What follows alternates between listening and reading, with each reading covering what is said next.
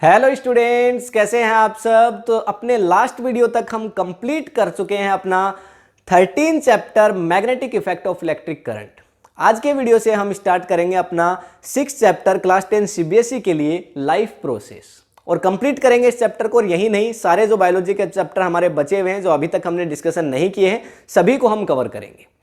तो life process, इस chapter का नेम सुनते ही आपको बहुत सारी बातें समझ आती होंगी। लाइफ मतलब जीवन, प्रोसेस मतलब प्रक्रियाएं, यानी लाइफ की वो प्रक्रियाएं जो कि लगातार चलती रहती हैं, कभी रुकती नहीं हैं। अगर वो रुके तो लाइफ भी रुक जाएगी। तो आज के वीडियो के अंदर तो हम यही डिस्कशन करेंगे कि लाइफ प्रोसेस है क्या, कौन कौन से फैक्टर्स पे डिपेंड करती है। साथ ही हमने इस कंप्लीट चैप्टर को 4 पार्ट्स के अंदर डिवाइड कर दिया है, ठीक है, जो कि आप सामने लिखे देख पा रहे हैं। ठीक है, कंप्लीट डिस्कशन करेंगे इस बारे में भी। लेकिन यहाँ पे आज का वीडियो है वो लाइफ प्रोसेस के लिए होगा और साथ ही हम ये देखेंगे कि इस चैप्टर के अंदर क्या क्या डिस्कशन करने वाले हैं। बेसिकली आप इस वीडियो को एक इंट्रोडक्शन वीडियो कह सकते हैं। ठीक है, तो लाइफ प्रोसेस है क्या, देखिए इतना तो आप जानते ही होंगे कि लिविंग और non living 2 types key thing होती है। लेकिन हम यहाँ पे नॉन लिविंग्स का कोई डिस्कशन नहीं करेंगे क्योंकि हम लाइफ की बात कर रहे हैं, जीवन की बात कर रहे हैं। और जीवन किस में होता है? लिविंग में होता है। तो लिविंग को सबसे पहले तो कुछ ना कुछ काम करने के लिए एनर्जी की जरूरत होती है। लिविंग होते कौन है आपकी नज़र में? लिविंग की क्या डेफिनेशन हो सकती है? जो मूवमेंट कर सकते हैं, जो एक जगह से दूसरी जगह पे जा सकते हैं, यानी हम कह सकते हैं, या फिर जो खाना खाते हैं, या जो एक्सक्रेशन करते हैं, जो रेस्पिरेशन करते हैं, जिनमें डाइजेशन होता है। ठीक है, जो बोलते हैं, चलते हैं, घूमते हैं, ये सारे कौन होते हैं? लिविंग होते हैं। लेकिन एक कार भी चलती है, इसका मतलब ये थोड़ी है कि वो लिविंग है। कार किसी न किसी दूसरी एनर्जी से चल रही है। तो अगर किसी एक लिविंग को चलना है तो उसे भी किसी एनर्जी की जरूरत पड़ेगी कि नहीं पड़ेगी? डेफिनेटली उसको एनर्जी की जरूरत पड़ेगी। तो वो एनर्जी आएगी कहां से?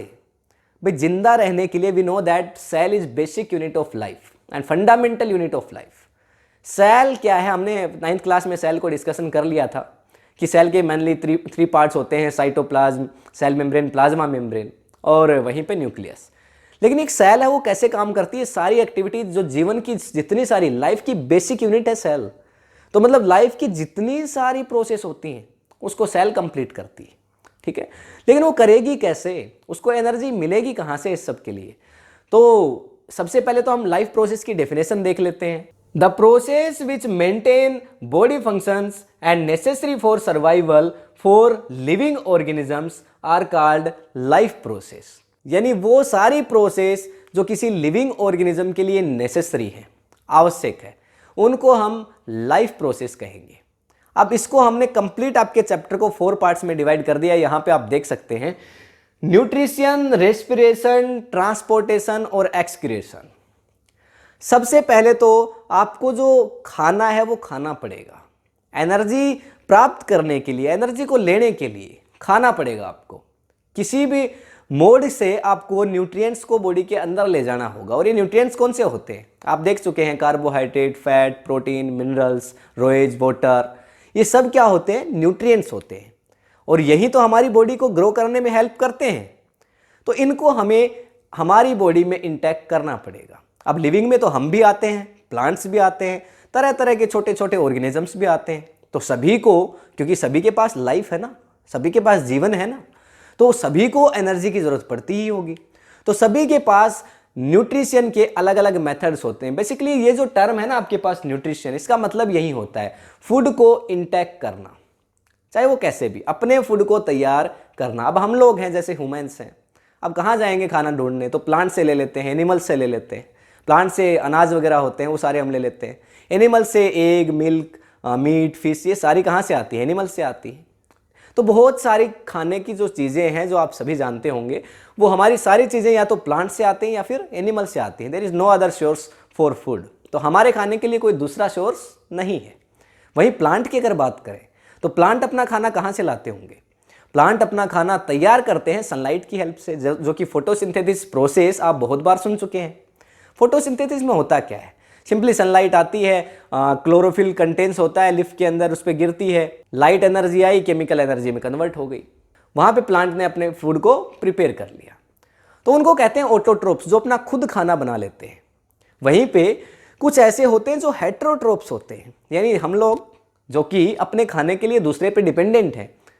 खाना बनाते तो खुद ही हैं, लेकिन गेहूं लेकर के उसका आटा बना करके और उसका खाना बना लेना, इसको खाना बनाना नहीं कहते हैं। गेहूं आया कहाँ से? प्लांट से आया ना।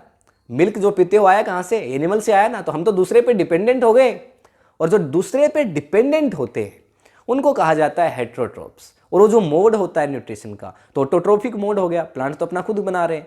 हम कैसे हो गए? हेटेरोट्रोफिक मोड पे डिपेंड करने लगे, तो हमें हेटेरोट्रोफ्स बोलेंगे। न्यूट्रिशन में चल रहा है ये सब कुछ, ठीक है। ये सारा हम डिस्कशन करेंगे डिटेल में, फोटोसिंथेसिस भी डिस्कशन करेंगे, हेटेरोट्रोफ्स के बारे में भी देखेंगे। फिर कुछ सेप्रोट्रोफ्स होते हैं, कुछ ऐसे ऑर्गेनिजम्स होते हैं जो डेड डिकेइंग मैटर पे डिपेंड करते हैं।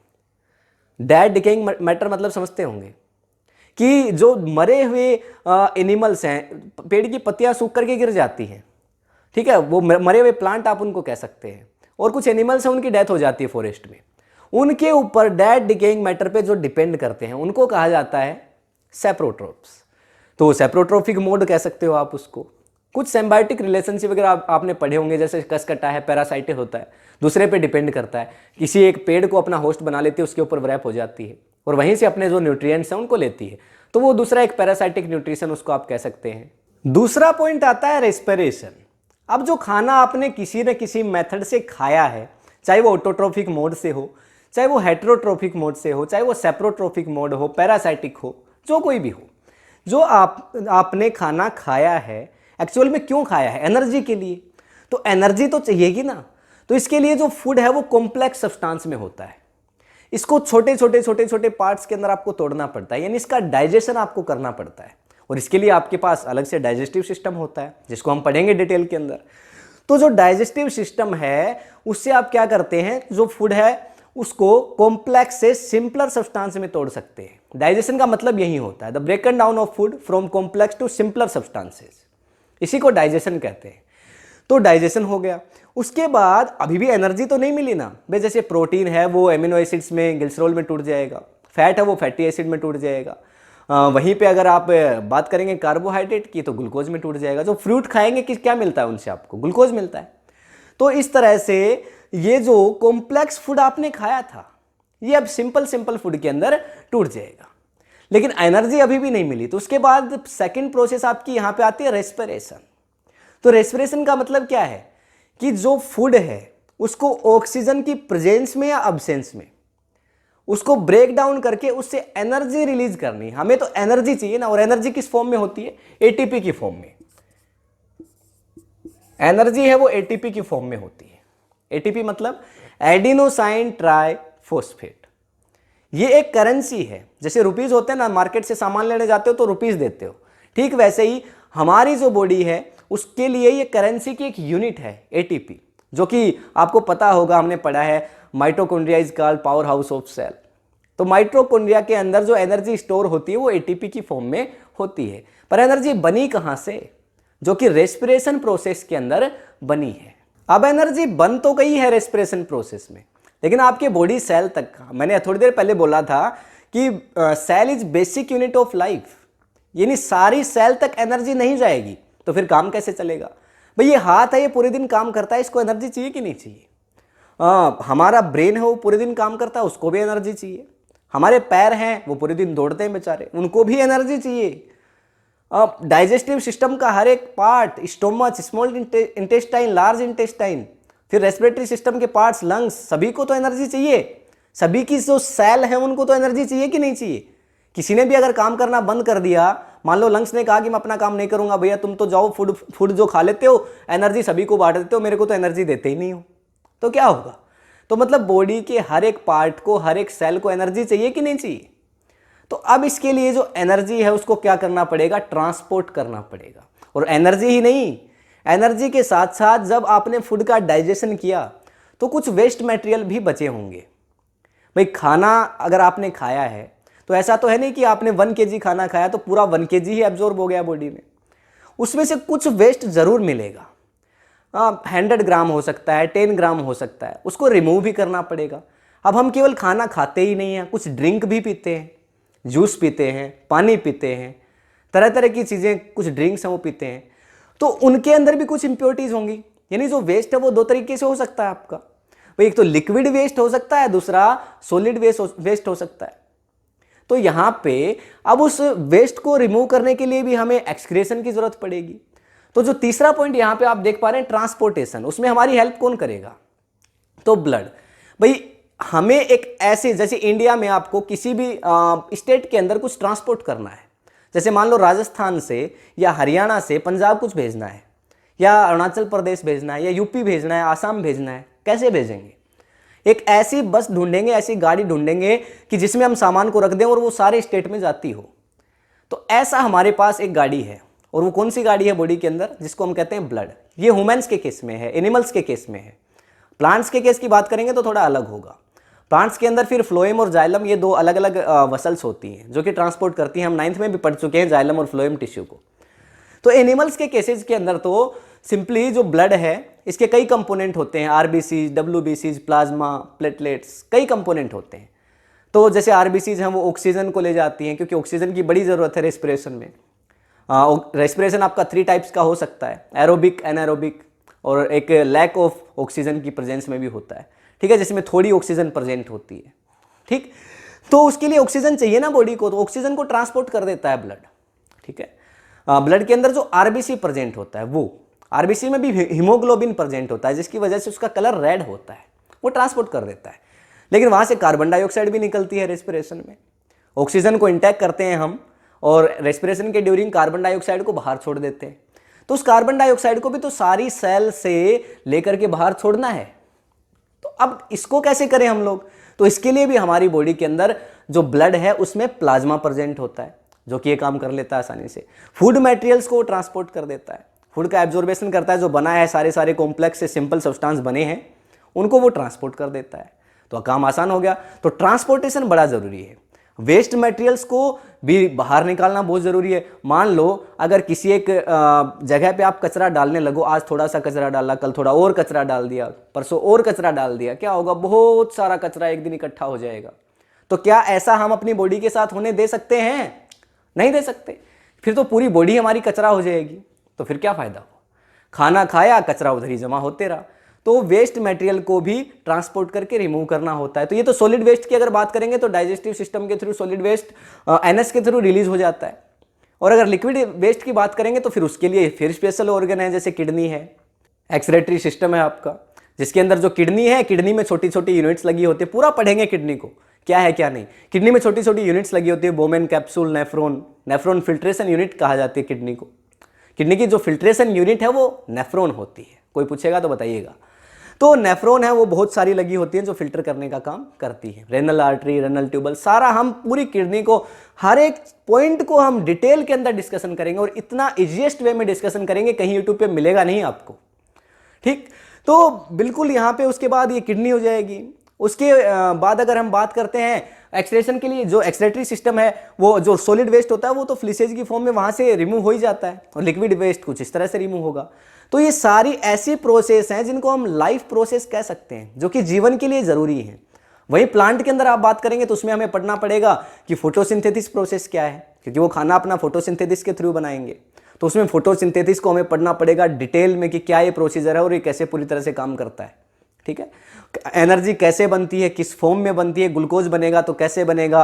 आपको पता होगा प्लांट्स कार्बन डाइऑक्साइड को कंज्यूम करते हैं और ऑक्सीजन को रिलीज करते हैं, जो कि हमारे बहुत काम आती है। ये सारा हमें पढ़ना पड़ेगा। उसके बाद हमें प्लांट्स के अंदर ट्रांसपोर्ट, भाई प्लांट की लीफ खाना बनाती है, जो प्रिपेयर करता है खाना वो कौन है? लीफ है, पत्तियां हैं। वो खाना ट्रांसपोर्ट भी तो करना है दूसरे पार्ट्स तक। भाई रूट को भी तो खाना चाहिए, स्टेम को भी तो चाहिए, फ्रूट को भी तो चाहिए, और खाना बच भी जाता होगा तो वो फ्रूट्स की फॉर्म में स्टोर करते हैं। तो वो कैसे करते हैं ये भी हमें पढ़ना पड़ेगा। ट्रांसपोर्ट करेगा कौन? तो जाइलम वाटर को ट्रांसपोर्ट करती है, फ्लोएम यहाँ पे फूड को ट्रांसपोर्ट करती है प्लांट्स के अंदर, तो वहां पे भी ट्रांसपोर्ट का काम चल जाता है। उसके अंदर जो साथ ही न्यूट्रिशन का काम है वो तो हमने देख लिया, ऑटोट्रोफिक मोड में हो जाता है। रेस्पिरेशन का काम हमने देख लिया, उसमें भी रेस्पिरेशन होता है, सेम थिंग होती है, यानी फूड का कॉम्प्लेक्स सब्सटेंस से सिंपल सब्सटेंस में ब्रेक डाउन होना और एनर्जी रिलीज करना, किसकी प्रेजेंस में या एब्सेंस में? ऑक्सीजन की प्रेजेंस में या एब्सेंस में, तो उसको रेस्पिरेशन बोलते हैं। फिर एरोबिक है तो ऑक्सीजन की प्रेजेंस में, उपस्थिति में। अगर यहाँ पे अनएरोबिक है तो ऑक्सीजन की एब्सेंस में रेस्पिरेशन होता होगा। तो तरह तरह के ऑर्गेनिजम्स लाइक अमीबा में किस तरह से होगा ये भी हमें पढ़ना पड़ेगा, क्योंकि तरह तरह के ऑर्गेनिजम्स हैं। उसके बाद ट्रांसपोर्टेशन की बात करेंगे तो हम कर ही रहे हैं कि प्लांट्स में जैसे ह्यूमंस में तो हमने अभी करी कि ब्लड हमारे पास होता है, वो आर्टरीज और वेंस के अंदर फ्लो करता है, ठीक है। अगर इसमें बात करेंगे प्लांट्स के अंदर, जैसे अभी जाइलम और फ्लोएम के बारे में हमने डिस्कशन किया था। उसके बाद फिर इसमें भी एक्सक्रेशन होगा, प्लांट कैसे एक्सक्रेट करते हैं। अब प्लांट्स तो ऐसा तो है नहीं भैया कि टॉयलेट का गेट खटखटाते हैं, चलो भाई टॉयलेट के अंदर घूम के आते हैं, ऐसा तो करते नहीं है प्लांट्स। तो प्लांट्स कैसे इनका जो एक्सक्रेशन है कैसे होता होगा, तो आप देखते होंगे प्लांट्स के पत्ते कई बार झड़ने लगते हैं, जो लीफ है ना प्लांट की वो फॉल ऑफ होने लगती है, गिरने लगती है। प्लांट की लीफ फॉल ऑफ हो रही है, वो सूख रही है, इसका मतलब समझ जाइए कि प्लांट अपने वेस्ट मटेरियल को लीफ के अंदर स्टोर कर रहा है। प्लांट और जो गोंद देखते हैं ना आप बाहर, जो गम होता है वो भी प्लांट्स का एक तरह से वेस्ट मटेरियल ही होता है। तो इसका आप समझ सकते हैं बेसिकली कि प्लांट कैसे, वैसे तो हम पूरा डिटेल में डिस्कशन करेंगे इसको कि प्लांट है वो किस तरह से, पर यहाँ तो हम एक इंट्रोडक्शन दे रहे हैं कंप्लीट। तो हमने देखा कि हमने पूरे चैप्टर को 4 पार्ट में ही डिवाइड कर लिया है। एक तो खाना, दूसरा उसके बाद उस खाने को तोड़ना, ठीक है, और उसे एनर्जी मिल जाए, और जो एनर्जी है वो सभी तक ट्रांसपोर्ट हो जाए, वेस्ट मटेरियल्स हैं वो ट्रांसपोर्ट हो जाए, और चौथा एक्सक्रीशन, ये जो वेस्ट मटेरियल है वो रिमूव हो जाए, बॉडी से बाहर चला जाए, चाहे वो प्लांट में हो चाहे एनिमल्स में हो, समझे, चाहे ह्यूमन बींग्स में हो, ठीक है। तो ये सारी क्या है, लाइफ प्रोसेस है। इनमें से अगर एक भी प्रोसेस रुकी तो फिर जो लाइफ है वो खत्म हो सकती है, जीवन खत्म हो सकता है। तो जीवन को सुचारू रूप से चलाने के लिए, कंटिन्यू बना रहे जीवन, उसके लिए ये 4 चीजें बहुत जरूरी हैं, और हम 1 बाय 1 एक एक चीज को डिस्कशन करेंगे। नेक्स्ट वीडियो के अंदर हम डिस्कशन करने वाले हैं न्यूट्रिशन को, और न्यूट्रिशन का भी जो फर्स्ट पार्ट होगा फोटोसिंथेसिस, उसको कंप्लीट डिस्कशन करेंगे। तो आई होप आपको लाइफ प्रोसेस समझ में आया होगा। ये जो इंट्रोडक्शन वीडियो था ये आपको पसंद आया होगा कि लाइफ प्रोसेस क्या है, क्या क्या हम इस चैप्टर के अंदर पढ़ने वाले हैं। अगर ये वीडियो आपको इन्फॉर्मेटिव लगा है तो अपने फ्रेंड्स के साथ शेयर करिए। अगर ये वीडियो आपको पसंद आया तो इसको लाइक करिए, अगर पसंद नहीं आया तो डिसलाइक कर दीजिए। अगर आपने अभी तक इस चैनल को सब्सक्राइब नहीं किया है तो कर दीजिए। मिलेंगे नेक्स्ट वीडियो में, तब तक के लिए thank you, have a nice day.